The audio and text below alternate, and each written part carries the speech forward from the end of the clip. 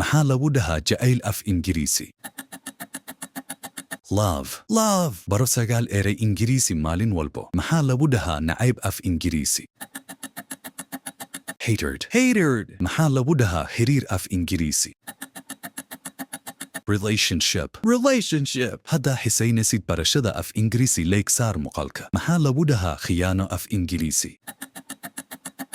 Betrayal. Betrayal. Maxaa lagu dhahaa ceeb af Ingiriisi? Shame. Shame. Maxaa lagu dhahaa sharaf af Ingiriisi? Honor. Honor. Maxaa lagu dhahaa balan af Ingiriisi? Promise. Promise. Maxaa lagu dhahaa taageero af Ingiriisi? Support. Support. Maxaa lagu dhahaa cudurdaar af Ingiriisi?